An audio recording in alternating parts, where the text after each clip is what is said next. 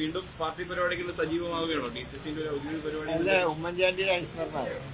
ഉമ്മൻചാണ്ടി എന്ന് വെച്ചാൽ കോൺഗ്രസിന്റെ എല്ലാം അങ്ങനെ നേതാവിന്റെ അനുസ്മരണത്തിൽ ആരാ വിട്ടേക്കാൻ കഴിയുക? ഒരു കോൺഗ്രസ്സുകാരന് വിട്ടേക്കാൻ പറ്റുമോ? ഒരിക്കലുമില്ല. ഞാൻ നേരത്തെ പറഞ്ഞിട്ടുണ്ട്, അനുസ്മരണത്തിലൊക്കെ പങ്കെടുക്കുക, കുഴപ്പമൊന്നുമില്ല. ഞാൻ മിനിഞ്ഞാന്ന് പങ്കെടുക്കേണ്ടായിരുന്നു മസൂദിനെ കുറിപ്പിന്റെ, പക്ഷെ അന്ന് എനിക്ക് തിരുവനന്തപുരത്ത് 1-2 പരിപാടിയിൽ പങ്കെടുക്കേണ്ടി വന്നുകൊണ്ടാണ് എത്താൻ കഴിയുന്നത്. തൃശ്ശൂരിലെ തോൽവിയുമായി ബന്ധപ്പെട്ട് ചർച്ചകളൊക്കെ വയനാട് ക്യാമ്പിൽ നടന്നുവെന്നും അതായത് പത്രം വായിച്ച അറിവിൽ ഞാൻ പത്രം വായിച്ചു. പക്ഷേ കാലത്ത് തന്നെ 2 പേര് എന്നെ ഫോണിൽ വിളിച്ചു. TN പ്രതാപനും ഷാനിമോളും എന്നെ ഫോണിൽ വിളിച്ചു. ഞങ്ങൾ ഒരു കാര്യം ഇങ്ങനെ സംസാരിച്ചിട്ടില്ല, ഈ വിഷയം തന്നെ സംസാരിച്ചിട്ടില്ല. അപ്പം ഞാൻ ഈ ക്യാമ്പിൽ പങ്കെടുക്കാതിരുന്ന മനഃപൂർവ്വമാണ്, മറ്റൊന്നും കൊണ്ടല്ല. ഇനി തൃശ്ശൂരിട്ട് ചർച്ച ചെയ്യേണ്ടതെന്ന് വിചാരിച്ചിട്ട് തന്നെയാണ് ഞാൻ ക്യാമ്പിൽ പങ്കെടുക്കാതിരുന്നത്. പറയുമ്പോൾ എന്നെ KPC പ്രസിഡന്റ് നേരിട്ട് വിളിച്ചു, ദീപാദാസ് വിളിച്ചിരുന്നു. പക്ഷേ ഇത് തൃശ്ശൂർ ചർച്ചയാക്കി വീണ്ടും ഒരു ഒരു പഞ്ചായത്ത് ഇലക്ഷൻ്റെ, അസംബ്ലി ഇലക്ഷൻ്റെ ഒക്കെ തയ്യാറെടുപ്പ് നടത്തുമ്പോൾ കഴിഞ്ഞുപോയൊരു സബ്ജക്റ്റ് എന്തിനാണ് ചർച്ച ചെയ്യുന്നത്? അതുകൊണ്ടാണ് ഞാൻ മനഃപൂർവ്വം പങ്കെടുക്കാതിരുന്നത്.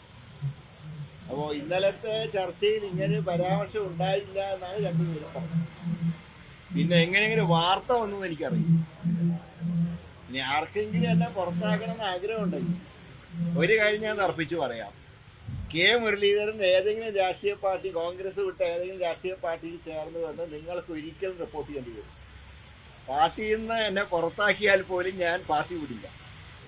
രാഹുൽ ഗാന്ധിയുടെ നേതൃത്വം അംഗീകരിച്ചുകൊണ്ട് ഒരു സാധാരണ ഒരു പ്രവർത്തകനായി മുന്നോട്ട് പോകാൻ എനിക്കൊരു പ്രയാസമില്ല.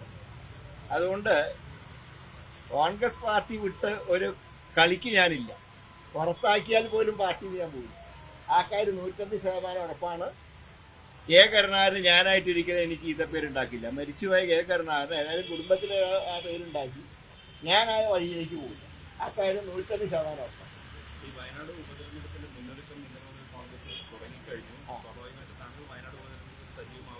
ഉണ്ടല്ലോ, ഉറപ്പായിട്ട് സജീവം. സ്ഥാനാർത്ഥിത്വം പ്രഖ്യാപിച്ച് പ്രിയങ്ക ഗാന്ധി വരുന്ന ആ സമയം മുതൽ ഞാൻ സജീവമായിട്ടുണ്ടാവും. കാരണം വയനാടിന്റെ മേജർ പോർഷൻ എൻ്റെ പഴയ പാർലമെന്റാണ്. അവിടുത്തെ എല്ലാ മുക്കുമൂലം എനിക്കറിയാം. ഇലക്ഷൻ പ്രഖ്യാപിച്ചാൽ ഉടനെ ഈ കോഴിക്കോട് കോർപ്പറേഷന്റെ ചുമതല രമേശ് ചെന്നിത്തലക്കാണ് നൽകിയത്. ഞാൻ പറഞ്ഞത് അത് നല്ല തീരുമാനമാണ്. ദേശീയ നേതാക്കന്മാർ അതായത് ഈ ലോക്കൽ ബോഡി ഇലക്ഷനിൽ കോൺഗ്രസ് എന്തുമാത്രം പ്രാധാന്യം നൽകുന്നു എന്നുള്ളതിന്റെ തെളിവാണ്. രമേശിന് ഇവിടെ കൊടുത്തതും അതുപോലെ സുധാകരൻ കണ്ണൂരിൽ നോക്കാൻ പറഞ്ഞത്.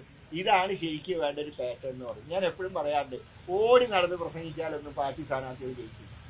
ഒരാൾ ഒരു പോയിന്റിൽ നിന്ന് പ്രവർത്തിച്ചാൽ. ഞാൻ ഇപ്പോൾ കഴിഞ്ഞ അസംബ്ലിയിൽ ഞാൻ ഒരു കാര്യം പറഞ്ഞ അന്ന് ഞാൻ പറഞ്ഞു, ഞാൻ വടകരയിലെ 7 സ്ഥലം ഞാൻ നോക്കിക്കോളാം, വട്ടിയൂർക്കാവ് നോക്കിക്കോളാം, 8 സ്ഥലം ഞാൻ നോക്കാം.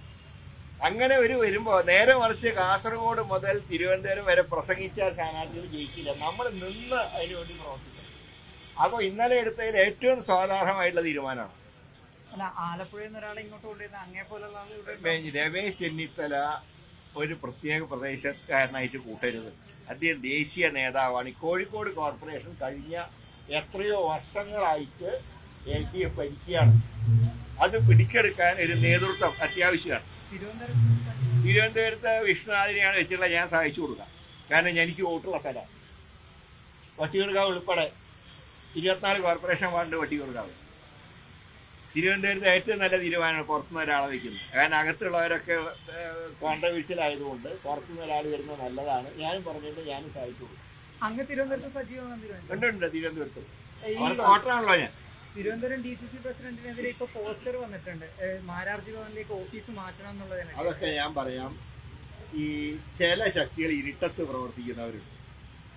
അവരാരും പാർട്ടിക്ക് ഗുണം ചെയ്യുന്നവരും. എന്ത് നേരിട്ട് പറഞ്ഞാൽ എന്താ കുഴപ്പം? തിരുവനന്തപുരം DCCയുടെ യോഗത്തിൽ ഞാൻ പങ്കെടുക്കാറുണ്ട്. ഒരാളൊരു കുറ്റവും പറഞ്ഞു. ഈ രാത്രി ഇരുന്ന് പോസ്റ്റ് ഔട്ട് ചെയ്യുന്ന ചില ആൾക്കാരുണ്ട്. അങ്ങനെയുള്ളവരൊക്കെ ഈ പാർട്ടിയിൽ നിന്ന് ചവിട്ടി പുറത്താക്കിയാൽ അത് പാർട്ടിക്ക് അത്രയും ഗുണകരം.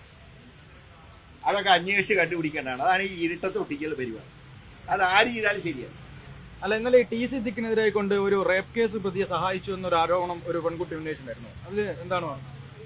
അതൊക്കെ അതിന് അന്വേഷിക്കാനുള്ള സംവിധാനങ്ങളുണ്ടല്ലോ പോലീസിലൊക്കെ. അവരന്വേഷിക്കട്ടെ. പക്ഷേ വ്യക്തികളെ തേജോധം ചെയ്യാനുള്ള ശ്രമമാണോ എന്നും കൂടെ പരിശോധിക്കും.